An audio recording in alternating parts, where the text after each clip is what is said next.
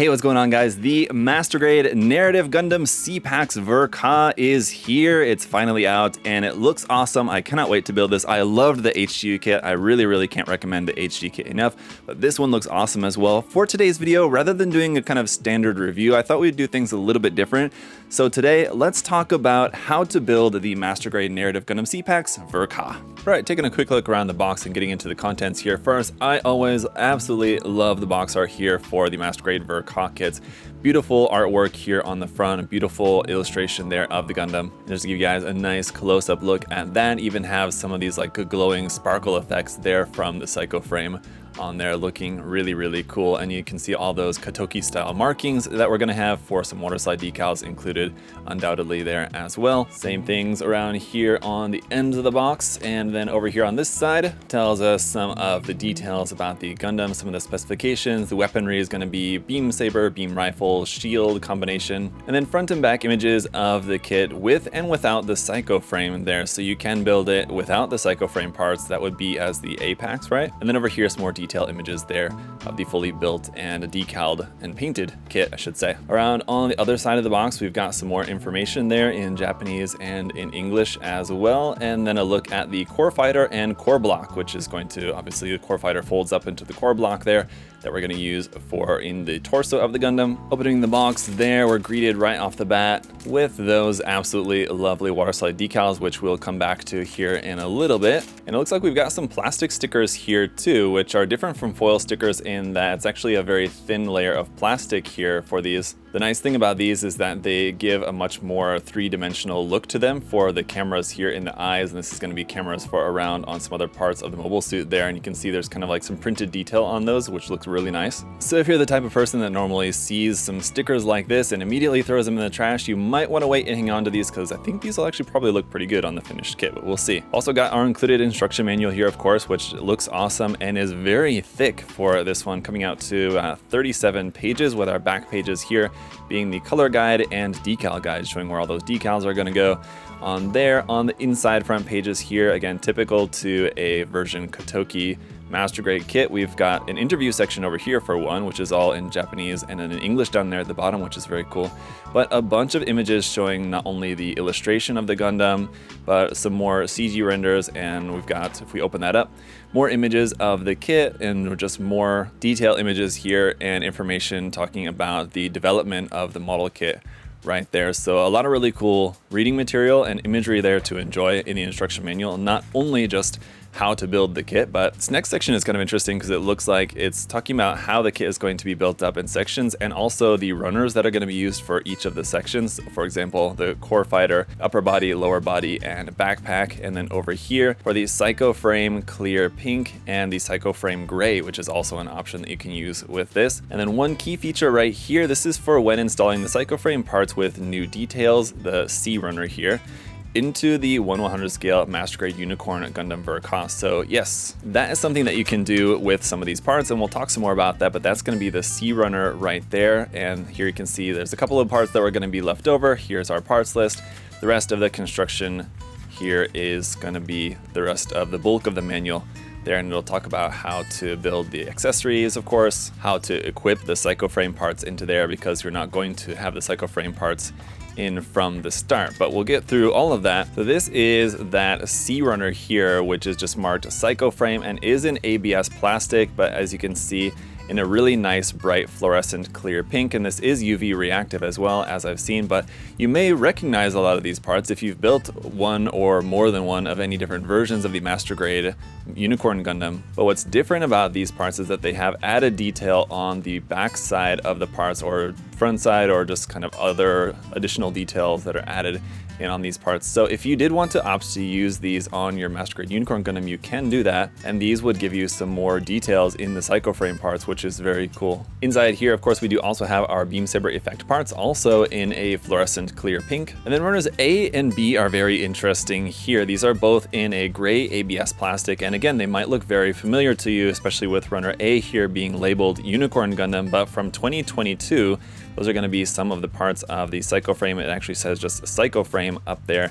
Runner B also says Unicorn Gundam Psychoframe, but this runner is from 2007 from the original release. It's very interesting to see some of these parts in here, and again, some of these we won't be using. Moving on then here to Runner D. Runner C was the Psychoframe runner that we took a look at before, the clear pink one. Runner D is our first runner, which is all completely original and new specifically for this kit. So you got some clear parts up there at the top, blue over here, dark blue over here, and then yellow parts there at the bottom. The V-fin, obviously with any Gundam, is going to be one part that we're going to want to be particularly careful of, and it looks like Bandai had that in mind with a lot of these kind of extra gates on there. So we'll come back to this part in particular here in just a moment. Runners E, F, and G are going to be all of our very slightly off-white armor color parts here for the Gundam. So these are obviously all new parts. There is Runner E, Runner F here as well, and then Runner G, we have 2 of those for all of those parts. Runners H and I are some inner frame and detail parts here in a medium gray color. Runner H we have 1 of, while Runner I we have 2 of there, as you can see. While runners J, K, and L are going to be here in a dark gunmetal color here. So you'll have a kind of interesting two-tone effect there for the inner frame between being gray and a dark gunmetal. Here you can see this is the color for some of the weapons parts as well. Anyway, here's Runner L, which we have 2 of. And then lastly, runners M1 and M2 are here in a light, slightly bluish gray color. And runner N is a few parts here in red. And that's it for all of our runners. Now, the first thing that I'm going to do to get into building the kit is start cutting out all the parts and getting them separated here into the box so that we can just start with the initial build of the kit. Now, I do have a couple of ideas in mind as for how I might want to customize this kit, basically by just swapping out the accessories, and we'll talk some more about that later. But for me, it's always important to just build the main kit first so we can build the kit.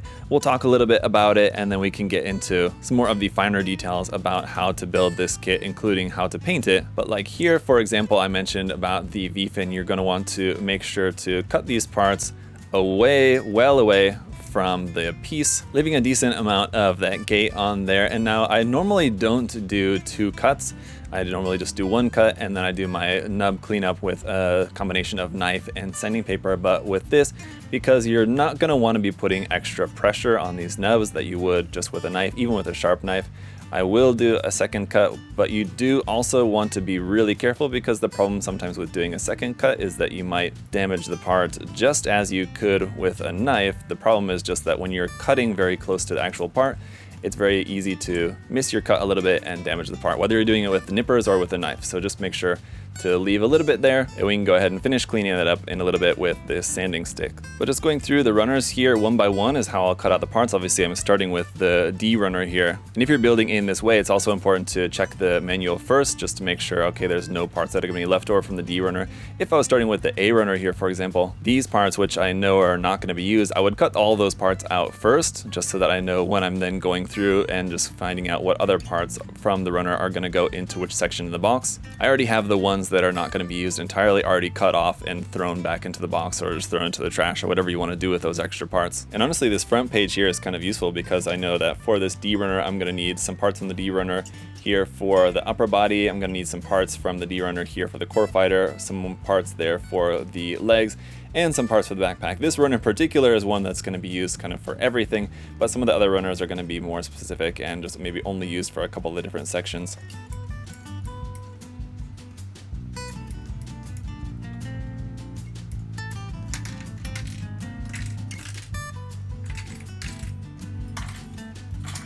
And while we're on the topic of just cutting out the parts from the runner, these clear parts are obviously going to be something that you're also going to want to be careful of, especially like these parts here on the shield. For example, these parts are not only very thin, which is always a danger, but also you have a quite wide gate there. So this is another area where I'm definitely going to want to make 2 cuts, cutting pretty far away from the part at first.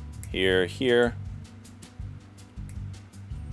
And now you don't necessarily need to cut all the way back up here onto the actual thicker part of the runner, because not only is that just kind of unnecessary, but it's putting additional stress on the blade of your nippers, and it could break your nipper blade. So just take it back as far as you can from the actual part without going onto an actual thick part of the runner, and that's a good spot to cut. And like I said, we want to be really careful not to damage this clear plastic, so I'll make an additional cut but still leave a little bit of nub, not cutting all the way right up against the actual part, because then on these clear parts, this is the absolute best use for a glass file. So I've talked about this before. Glass files is not a tool that I use all that often, but specifically on clear parts like this, a glass file is going to be the best thing that you can use to ensure you're not going to damage your part or make any unnecessary stress marks in the clear plastic that are just going to ruin the look of it. All right, and there we go, perfectly smooth and clean. So the nub cleanup process on these clear parts is going to take a little bit longer compared to some of the other parts, but let me go ahead and go through getting the rest of all of our parts ready here, and then we'll talk about the actual building of the kit.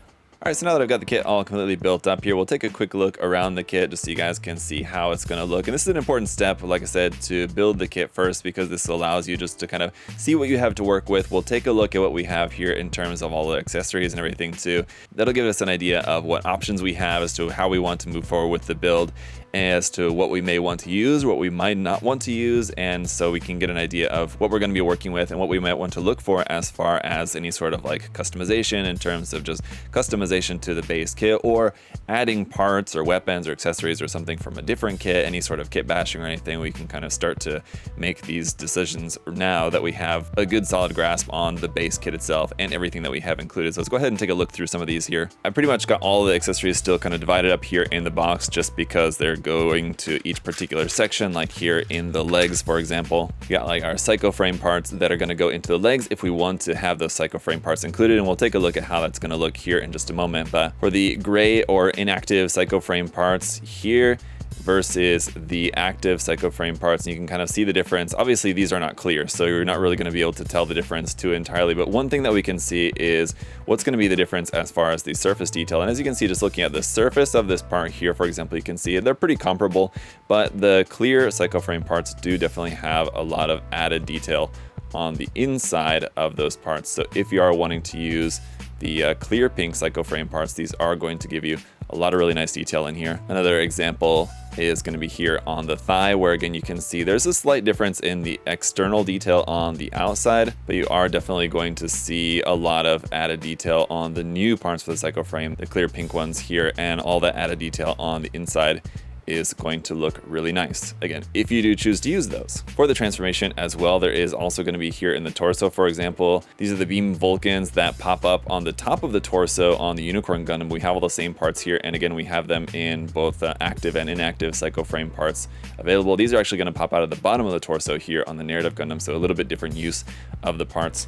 And that is something that's kind of interesting, as there are a few of the parts that are just used in a little bit kind of different way. For example, these Psychoframe parts, as far as I can remember, are used on the thigh of the Unicorn Gundam. In this case, for the narrative Gundam, are actually used here on the front skirts. So some of the parts that are recycled from the Unicorn Gundam are not recycled in the exact same location necessarily. So like I said, most of what we got there is just the Psychoframe parts, but some of the other option parts that we have, for example, are going to be here for the hands. We have these fixed posed closed fist hands, which I really like because I always just prefer fixed pose hands, so those look really nice. But for holding the weapons or any other pose, you're going to have to use these newly designed articulated hands here, which are really nice. They are definitely an upgrade from the older articulated hands, the pre-molded hands like we saw with like the original Shinju Stein, for example. One thing about these you'll notice is that they're connected via a ball joint, and the first finger is separate and the second, third, and fourth fingers are joined. Now there is obviously a modification that a lot of you guys might be familiar with on these Master Grade hands, where you can actually cut those fingers apart. With this though, you might notice we are one short of ball joints, so you couldn't actually cut all these fingers apart. You could separate them a little bit more than what they are now, but as you can see, the actual third finger doesn't have a ball joint connection, so you would have to leave that connected to either the second or the fourth, for example. So you wouldn't have full articulation among those with that little modification trick.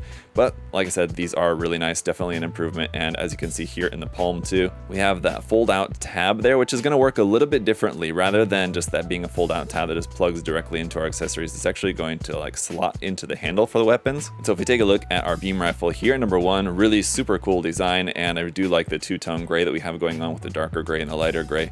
Really nice here. And there is a couple of other things that I'll point out about this, but just on the note of the handle and that clear part in there for the camera, you'll see with this part here at the handle will actually pop out like that, and this piece we're going to slot onto there like that, so that's actually very firmly connected. And then to make this even firmer connection, it's then going to plug into the handle like that, and you've got a super rock solid connection there with the hand. Now the trouble with this, you may think, oh, that's going to make it invulnerable to any sort of weight issues that you might have holding up any heavier weapons. Now this weapon, obviously we're not going to have any trouble with.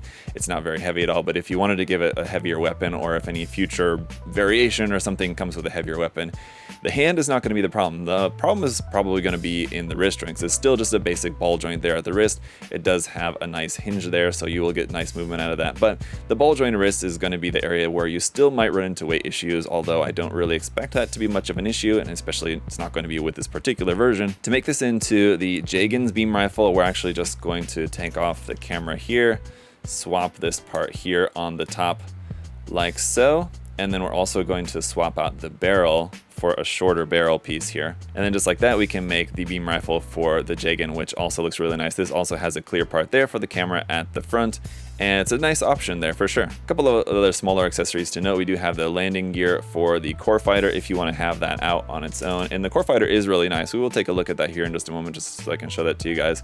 We've got our 1/100 scale standing pilot figure included here as well, and then the shield, which again, for the time being, I've used the original shield parts there, which are our inactive parts here molded in gray, and they're very much lacking in detail there, as you can see on the backside. The connection is very interesting because this is actually going to be not just like a straight peg or something, but it's actually going to fit around the forearm, and then it's connected via this joint, which will allow you to rotate that side to side and also turn and spin that around. We have some details in here of the beam gun and also these missiles here on the bottom side of the shield right there, and very interesting how the parts go together. It's very much like the part of a Jagen's shield, which you can see very clearly, and then before you add these parts onto the front too, as well as like the top half of a Jagen shield and like the top half of the unicorn shield, and these new parts here added onto the bottom. So it's a really interesting kind of amalgamation of design there. But the new parts for the Psychoframe for the shield, like I said, are definitely a lot more detailed here, and that is going to be on the underside. On the front side, you know, they are just sharing the same lack of detail, just very plain flat on the front side. But the original parts, the ones here in gray, are also plain on the backside, whereas the new parts have all this nice additional new added molded detail there on the backside of those parts, which is going to make them look very nice when added onto there. Now, if you'll notice here around on the backpack, we don't have our beam saber handles there. That's going to be a part of the transformation as well. It's kind of cool how you do that. This part like opens up and you'll take out this section and you add in the Psychoframe section, and that is going to include our beam saber handles. And our different option piece is going to be this right here, where you can slot your beam saber handles. Both of them will fit into there, and this is actually going to plug in and around here onto the back skirt. If you fold this bit down, this will plug right into there like that, and you can have the beam saber handles stored on the back. So even though if you wanted to not use the Psychoframe parts and you have nowhere to store the beam saber handles on the backpack, you can store them onto the back skirt right here using this connection piece there, which is very nice. So all right, just to show you guys the core fighter here, it's pretty easy to actually take this apart. Just kind of loosen those parts there. That'll pop off there. The core fighter will pop out right here. I'm gonna unfold these wing parts here, and we kind of have to rotate everything around, spin this around, lock this back there like so, rotate these wings back like that, and then once you have it all unfolded and transformed like that, it makes for a pretty cool looking core fighter. Typically, I'm not really a huge fan of the core fighter aspect of kits that do include them, but this one is definitely pretty interesting. So it's a shame that you only have the one, that we didn't get like an extra one that you could make. That would definitely add a lot of parts to the kit, because there was a lot of parts packed into this, but it is really nicely detailed. The cockpit does open up, and we do have our seated pilot figure down inside of there. So it's certainly a cool aspect of the kit, but for me, in my case, it's just gonna stay inside there. But all right, so once you then go ahead and install all of the Psychoframe parts, here is how it's gonna look. And I gotta say, the process, it took a few minutes, but the process was pretty straightforward and easy. There weren't any parts that gave me any issue. And the way that you add in the Psychoframe parts too is also really quite ingenious, how you're just gonna move parts around. Some parts you have to take off, you have to like parts form and take off parts and put parts back on and everything. But I mean, it's pretty seamless, and it's designed in a really interesting way, and doesn't seem to be at this point anything that's going to interfere with any any of the articulation or any of the stability of the kit. It doesn't make the kit more flimsy or floppy or anything like that. Honestly, the only part that really gave me some trouble was maybe the parts on the front of the shield, which you have to pop off in order to change out those Psychoframe parts on the shield. So really, to avoid any hassle, I would recommend for the shield in particular, decide from the start which way you want to build it, with either the gray or the pink Psychoframe parts in the shield, and just build it like that from the start so that you don't have to change those parts. Otherwise, changing the parts in anywhere else in the body is easy, and you can do it later on without having to worry about breaking any parts or anything like that. But the shield in particular, I would say build it one way from the start and don't plan on changing it. And so before we get into how we may want to customize this, if you're planning on painting this kit at all, there's definitely going to be a few things that you're going to have to consider just looking at the kit. I mean, you have clear parts all throughout, and if you're planning on using those Psychoframe parts, if you're planning on keeping them clear, that's something that you're going to have to keep in mind when you're painting, just because, especially when it comes to top coating, like your final top coat, you're not going to want to top coat those parts with your matte coat. And we'll talk some more about this later on when we get to that point. But not only the clear parts, but you can see all the little bits of gray frame that are visible. Obviously, you have the large sections of frame that are visible in like the upper arms and the thighs, for example. Around the ankles, there's quite a lot of visible frame there as well. But even on the armored sections, you have a lot of those little details where the frame is poking out through the armor, and that's something else too that we're going to have to keep in mind when we're painting the kit, because a lot of times when you're painting the frame, you don't necessarily have to paint all of the frame, but you want to paint especially any parts that are going to be visible, of course. And there's a lot of those little parts of the frame that are going to be visible, that are going to be sticking out, that you may not immediately think of as being visible parts of the frame once you actually go and disassemble it and you're preparing to paint. So it is something that we're going to have to make a lot of mental notes as to where all those little bits of visible frame are. A couple of interesting things to point out here: on the center of the backpack, you can actually store the shield. You can just plug it right onto the backpack. And also up here on these parts, they're not really for anything for this kit, but as I've heard, those are actually parts that you can use to connect the fin funnels from the new Gundam onto the back of this Gundam if you want to. So I'm not going to try that. I don't actually have a new Gundam MG Ver.Ka to try this out with, but apparently you can use those. And this is really cool too. As you guys would have just seen there, the action base actually plugs directly into the Gundam, so you don't have to use any kind of action base adapter or anything, which is really awesome. You just have this little part there which will fold open. You're just going to plug the action base right in there directly up into his butt, and you're going to have a really nice solid connection without having to worry about an adapter, which is cool. Also, just on another side note, you are still completely able to open the cockpit even though it's installed here into the body. Now the core fighter, you're going to lift that top part up, lift this part up, and then you can just pop open the canopy there like so, and our seated pilot figure is right up inside of there. Now what do I want to do with mine? I basically have two ideas that I'm going to combine with this. First off, as far as the actual modifications that I want to make with this, I want to give this some different weapons loadouts. So I'll put some pictures up on screen for you guys, a couple pictures there.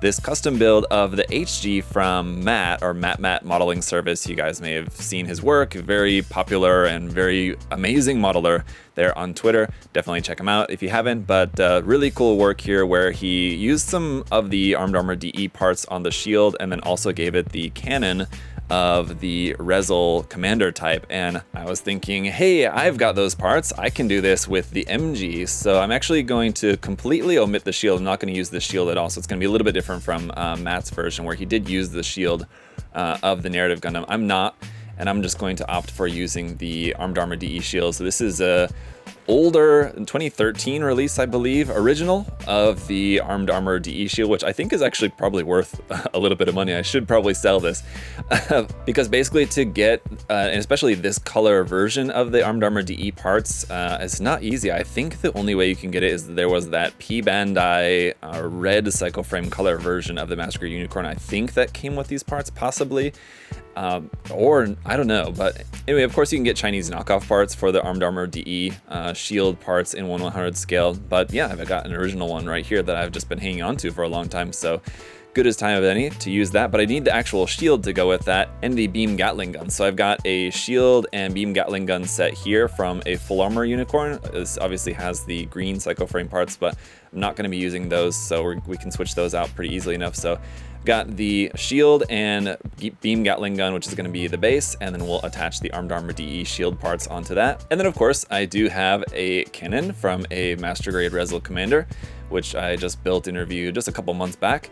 I'm not planning on using this for what I have in store for that kit, so this is something that I wasn't actually going to use with the Rezel, so might as well use it with this guy. So that's what I wanted to do as far as the armaments that I'm going to be using for this kit. Now, as far as the colors color scheme, I have an interesting idea as well. I wanted to do something a little bit different, a little bit funky, and I'm gonna base the color scheme design off of actually this pair of shoes that I just recently bought for my wife for Mother's Day.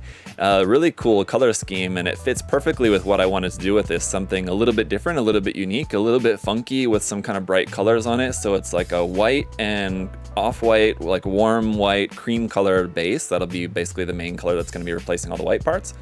And then there's a orange yellow and like a teal blue green kind of color. So basically the little bit of yellow that we have for this kit is going to be replaced with that orange yellow, and then the dark navy blue parts are going to be replaced with that blue green kind of teal kind of color. I think it's going to look really nice. Now, as for the Psychoframe parts, here's where it's also going to get a little bit interesting, because I'm actually not going to use these clear pink Psychoframe parts. I'm going to opt for using the Psychoframe parts, but the gray ones, and I'm going to paint them silver to be deactive. So you can imagine that color scheme.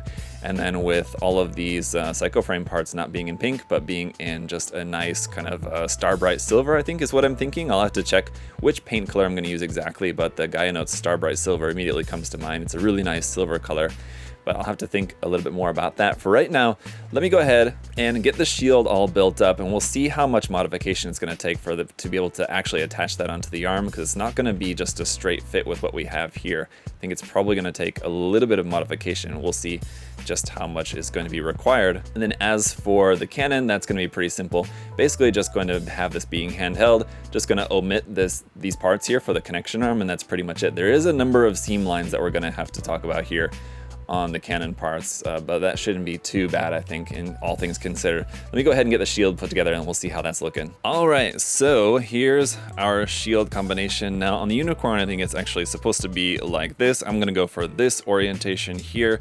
And for right now, I just have some tack in there for the time being, just for us to try this out. But basically, I think what I'm going to be able to do is where that tack is, here, let me just show you, kind of in between the kind of clip parts here for the beam Gatling guns, right down in there, I can just basically make just like a block of plot plate and drill a hole in, which looks to be probably about like a 4mm hole, make a block of plot plate with a 4mm hole in that, and this will just be able to plug directly onto there. For today's purposes, just trying this out, just going to use some tack so we can just kind of get a general idea of how this is going to look, and it's probably not going to hold this up too well. Let's see, hang on. And all right, so it's definitely going to be putting a little bit of a strain there on the kind of very thin upper arms there to be holding up this big shield with the beam Gatling gun combination there, but I think that's going to work.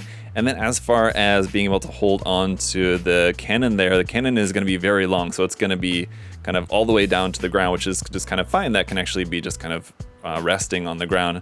I have to work on like the exact angle of that, and obviously it doesn't fit perfectly into the hand. We'll have to maybe make some modification there, possibly use a little magnet in the hand or something to hang on to the handle. But I'm liking the way that's looking. I think it's going to look good. I'm probably going to have these Armored Armor DE shield parts opened up, and again, the Psychoframe parts inside the shield will all be in silver as well. I'm liking the way it's looking. I think it's going to turn out pretty cool. That's going to do it for this part of the video. In the next part of the video, we'll handle our modifications to make this all kind of work out, and then we'll get to painting the kit and we'll see how it's going to turn out for the final product. But that's it for this video, guys. If you had any other specific questions about this kit, if there was anything in particular that you were interested in knowing a little bit more about how to handle customizing or modifying this kit in some way, let me know and I'll try to take a look at that in the second part of this video. But for now, guys, thanks so much for checking this out. If you guys want to check out the kit for yourself, of course, you can check the link in the video description to USA Gundam store. At the time of recording this, these kits are still on the way from Bandai, so there is still time and still some slots available to be able to pre-order the kit, so that once it arrives, you'll be able to get yours shipped out to you straight away. So check out the link to the website down there below the video in the description. And as always, guys, thank you so much for liking the video,